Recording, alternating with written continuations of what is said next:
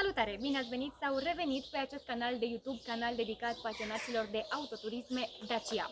În vlogul de astăzi schimbăm becurile de la faza scurtă. Avem bec pentru faza scurtă și bec pentru faza lungă, ambele fiind H7. Același tip de bec poate fi folosit atât pentru faza lungă cât și pentru faza scurtă. Pentru o mai mare lejeritate, desfacem cablul de la reglajul farurilor.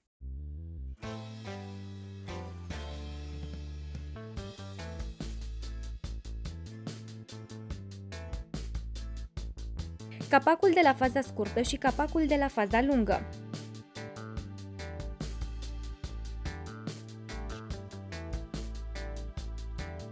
Îl scoatem pe cel de la faza scurtă.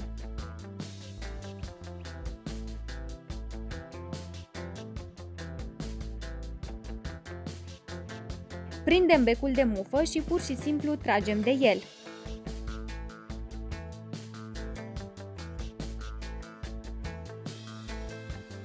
Memorați poziția ghidajului pentru a ști cum să orientați becul la montarea acestuia.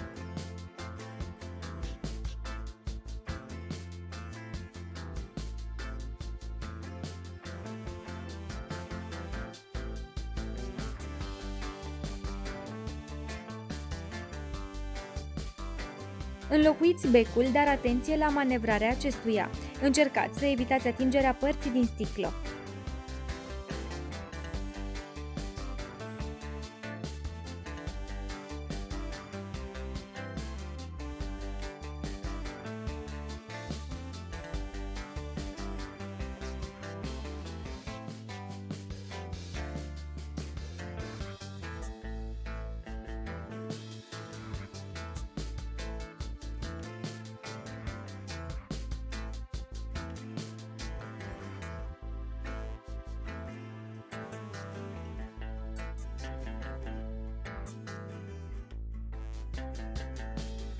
Acum îl punem înapoi în far.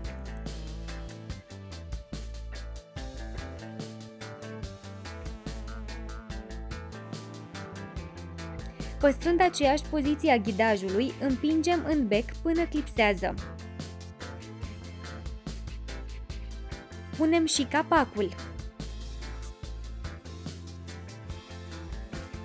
Atașăm cablul ce acționează mecanismul de reglaj al farurilor.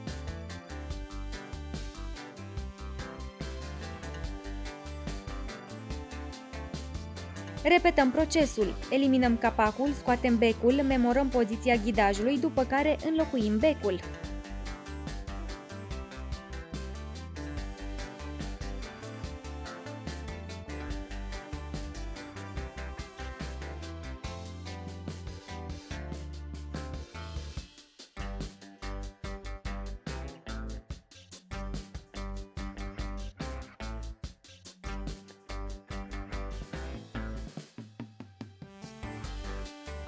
Încă un amănunt. Ambele cabluri ale mufei de prindere sunt negre. În acest caz nu avem plus sau minus, deci nu ne ghidăm după acești indicatori.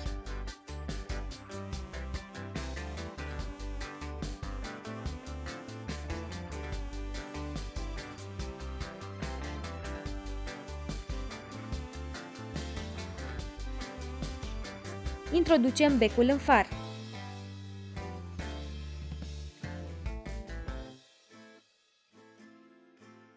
Fixăm capacul.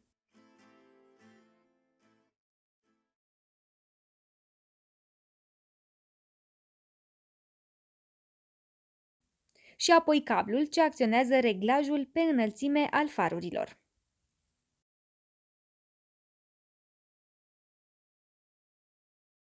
Ei bine, acesta a fost tutorialul de astăzi. Dacă v-a plăcut, vă invit să dați like și subscribe pentru a ne încuraja să postăm cât mai des. De asemenea, vă invit și pe canalul de YouTube Viața în Doi, acolo unde, alături de Răzvan, postez săptămânal vloguri de cuplu.